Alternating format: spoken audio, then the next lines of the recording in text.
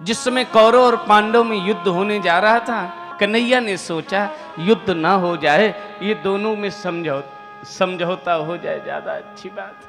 भगवान कन्हैया दुर्योधन के पास गए, भैया पांचों पांडव अज्ञातवास में हैं, पूरा राज्य आपके पास है, उन पांचों पांडव को गुजारा करने के लिए मात्र 5 गांव दे दो, उसी में वो अपना गुजारा कर लेंगे। दुर्योधन ने कहा, गोविंद बिना युद्धम न दास्यामी सूचिका अग्र केशव। केशव, जब तक मैं पांचों पांडव से युद्ध नहीं कर लूंगा तब तक सूजी के नोक के बराबर भी राज्य नहीं दे सकता हूं। भगवान ने कहा, युद्ध चाहते हो? दुर्योधन ने कहा, हाँ। तो अपने रजिस्टर में नोट कर लो, तुम्हारी पराजय और पांचों पांडव की विजय होगी। इतना कह करके प्रभु जाने लगे। दुर्योधन ने कहा, एक क्षण रुक जाओ। भगवान खड़े हो गए। दुर्योधन भीतर गया, एक सोने की कटोरी में बादाम का हलवा ले आया और कहा, कन्हैया घर घर में माखन मिश्री चुरा के खाते रहे, ये बादाम का हलवा तुम्हें कहाँ नसीब है, ये खा लो, ये बादाम का हलवा खा लो। भगवान ने कहा, ये दुष्ट अभिमान से खिला रहा है।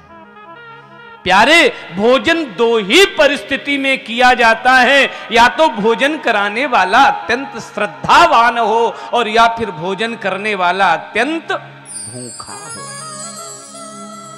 ना तो ये दुष्ट श्रद्धावान है और ना मैं भूखा हूं।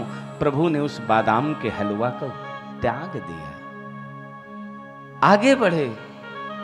जबकि कन्हैया 4 दिन के लंघन किए हैं, बहुत जोर भूख लगी है, कहां जाएं? यहीं पर काका विदुर रहते हैं, चलो काका विदुर के यहां चले। प्रातः काल का समय है, काका विदुर बाजार गए हैं। काकी विदुरानी अंदर से कुंडी लगा करके विवस्त्र स्नान कर रही थी। कन्हैया दरवाजे पर पहुंचे। काकी काकी काकी अरी काकी, तनी खोली दे कि मार आज। तो बैन सुनी कन्हैया को ध्यान यूं उचिट गयो। जैसे काकी के कान में आवाज पड़ी, लगता है मेरो गोविंद आयो, मेरो कान्हा आयो। ऐसी प्रेम में बावरी हो गई कि बौरी बुदरानी को प्रेम यूं प्रगति भयो। होश नहीं रहा, कुंडी खोल दी। देखा विशंभर ने काकी मेरी नगन है, तो पीतांबर धारी ने पीतांबर पलट दियो। पीतांबर धारी के पीतांबर फेंकत ही, पीतांबर काकी के कमर मह लपट गए। कन्हैया ने, काकी विदुरानी ने हाथ पकड़ा, आंगन में ले गई। ऐसी प्रेम में बाबरी हो गई कि एक चौकी ले आई और चौकी को उल्टा करके डाल दिया। होशे नहीं है, पावा ऊपर कर दिए। कन्हैया भी उल्टी ही चौकी पर चारों हाथों से चारों पावा पकड़ के बैठ गए। कन्हैया ने कहा, काकी काकी बहुत जोर भूख लगी है, कुछ रखा हो दे दो। काकी ने कहा, अब तो कुछ नहीं, बथुआ का साग बनाया था सो काका खा के चले गए हैं, अब कुछ नहीं है। कन्हैया ने कहा, काकी भूख जोर लगी है, बासी कुसी कछू रखो दे दो। एक बात याद रखना, जब तक उस परमात्मा के प्रति तुम्हारे हृदय में सच्चा प्रेम नहीं होगा तब तक तो तुम्हें उसे मनाना पड़ेगा। गोविंद एक बार मेरे घर आ जाओ, मेरे हाथ से खा लो। लेकिन जिस दिन तुम्हारे हृदय में उस ठाकुर के प्रति सच्चा प्रेम होगा, उस दिन गोविंद तुम्हारे घर आएगा, तुमसे मांग के खाएगा। काकी काकी कछु पासी कुसी रखो दे दो।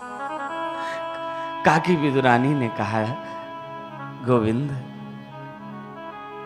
शाम को काका बाजार गए थे, केला लाए थे, केला खाओगे? कन्हैया ने कहा हाँ काकी। एक टोकरी में केला ले आई, सामने टोकरी रखी और एक टक कन्हैया को देख रही और केला ले रही हैं, छीलती जाती हैं, होश नहीं है। गूदा लेती हैं, गूदा तो लद्द से आंगन में फेंक देती हैं और छिलका भगवान के मुंह की ओर बढ़ा रही है। भगवान भी ऐसे प्रेम में बाबरे हो गए कि छिलका का भोग लगा रहे हैं। तब तक काका विदुर आ गए। काका विदुर ने देखा पूरे आंगन में गूदा पड़ा और छिलका दनादन खिला रही है। प्रभु उल्टी चौकी पर बैठे हैं। काकी विदुरानी को डांटा, पहले कपड़े पहनो, और फिर दोनों बाहें पकड़ के प्रभु को उठाया। ठाकुर ऐसे प्रेम में भावरे हो गए, उल्टी चौकी पर बैठे। चौकी को सीधा किया, आसन ढाला, बैठाला, केला लिया, छीला, प्रभु को खिलाने लगे। काका ने कहा कन्हैया आनंद आया?